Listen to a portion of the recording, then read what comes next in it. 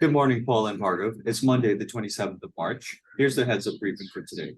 For the Southeast Asia production, we covered 25 issues. In North Asia, we covered 5, and for the Australasia and Pacific Islands, we covered 6. In South Asia, we covered 15 issues, plus the major issues in the Europe, Middle East, and Africa regions. Excellent. Thanks, Uday. I hope you had a great weekend. Crack on. Thanks, Paul. In Thailand, the candidates from the opposition Move Forward Party and the Phua Thai parties are leading polls on the most preferred prime ministerial candidates. Meanwhile, Prime Minister Prayut Chan-o-cha has formally accepted the United Thai Nations nomination as the first prime ministerial candidate on the weekend. It's going to be really interesting to see whether democracy runs its course or various technicalities get raised later so that the elections become a bit of a show, but only time's going to tell them. It's going to be a fascinating one. Thanks. Thanks, Paul. In Papua, Indonesia, the West Papua National Liberation Army killed 2 security personnel and injured 1 near a mosque in Puncak Jaya in the highlands. As authorities were evacuating the dead, they also opened fire on them near the airstrip.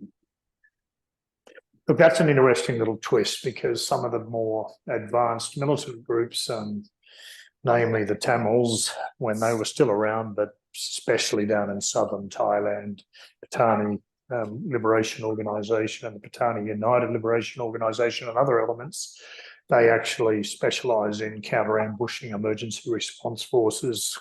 Even the crisis command post gets hit. So I certainly don't put a bunch of armed madmen like the TPN-PB group in that, but that and the incident outside OB2 Office Building 2 in Kuala Kancana shows that they are advancing somewhat. I think it is important to note, though, these incidents, when you look on a map when you're sitting in America or England, look very close to the big Freeport mine. In reality, when you take in the local geographies and terrain, they're a hell of a long way from the Freeport operation. Freeport's advanced a lot in acting as a deterrent since that incident, and they've certainly seemed to have shored up their relationships with the police and military and culpability on those guys to perform. So they're obviously doing some wonderful liaison at that end, but also obviously their own security presence, and that combined with the security forces is acting as a successful deterrent. It's now been a couple of years since a fatal incident, so we have to take that to mean well and give them a pat on the back. Back to you. Great. Well, in Timor-Leste, a scuffle occurred in Betuku and Dili yesterday.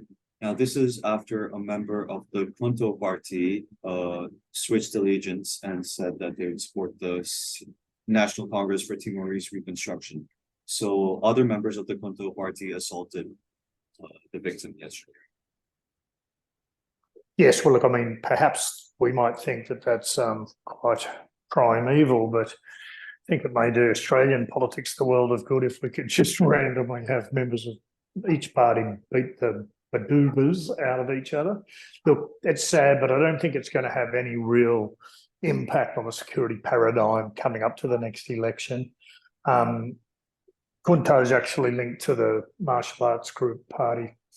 To the martial arts groups, which are renowned for not doing much martial arts, but doing a lot of stone throwing and having scuffles in the streets and representing various political actors.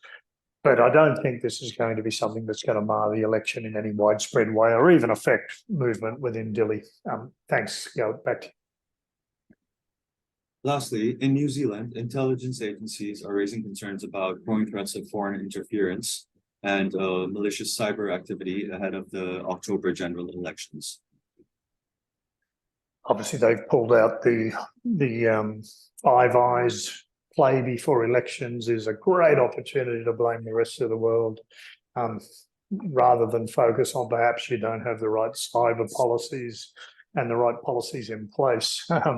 But it's always good to throw mud to the other side of the world rather than fix your own backyard. I mean, every election in Australia, New Zealand, and America now runs this course of action as a part of the prescribed pre-election propaganda, the PEP, I'll coin that one. Thanks. Right. Moving over to South Asia, in Pakistan, the political tensions between the government and the Pakistan Tehreek-e-Insaf continue. The government is now saying that foreign intelligence agencies are trying to mobilize terrorists to attack Imran Khan and its supporters in Lahore. Imran Khan is saying that the government is using these terror charges to suppress the PTI, his party. Yeah, thanks. And how convenient, you know, when you've got a history of murdering your leaders, how convenient when you're planning the next hit on a former leader to actually just build up the external countries' intelligence agencies are trying to do it randomly. How convenient. Wonderful. Thank you. I would agree with that, Paul. In fact, this is very typical of a security establishment in countries like Pakistan or even India, for that matter. If we were to reflect on the actual threat, I would agree that foreign intelligence agencies may have some capability to create trouble, but I do not believe they have the capability to target and assassinate a major leader who is heavily protected with mass appeal like Imran Khan. I mean, if that were to be true, Hafiz Saeed would be dead by now and India would be rejoicing. Okay, thanks. Back to you, Uday. Great.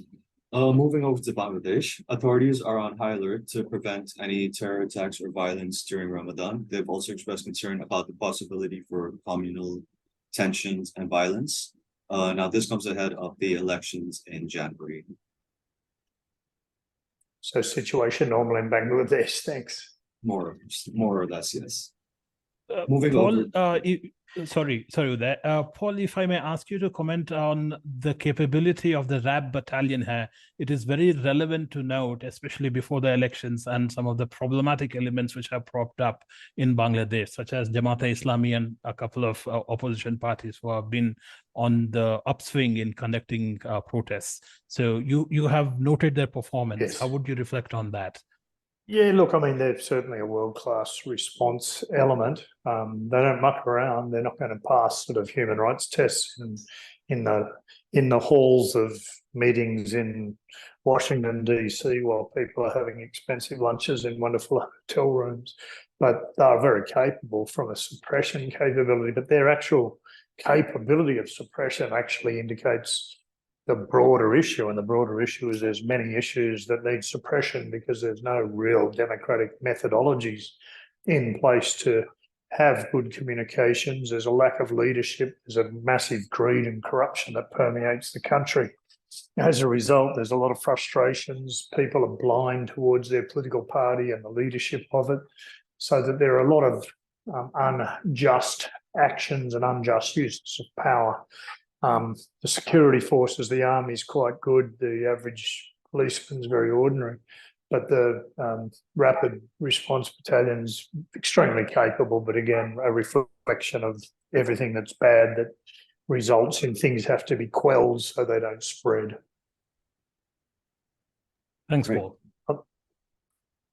Thanks. Moving over to Europe and the Middle East. President Vladimir Putin announced yesterday that Russia will station tactical nuclear weapons in Belarus. Russia has not specified where it will be stationed in Belarus and what the timeline for the deployment is.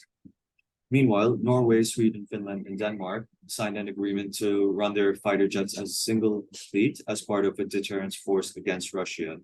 At this moment, Sweden and Finland are not part of NATO. Okay, thank you. In Israel, tensions are escalating over the judicial reforms proposed by the Netanyahu-led government. The defense minister was fired yesterday for supporting the anti-government protesters, and there is a growing possibility that this could result in government change. Okay, that's very destabilising in an area that's already renowned for instability. Thank you. Thanks, Paul and Bhargav. That's a brief for today. Anything else from you? Nope. Thanks for that. Nothing else from my end.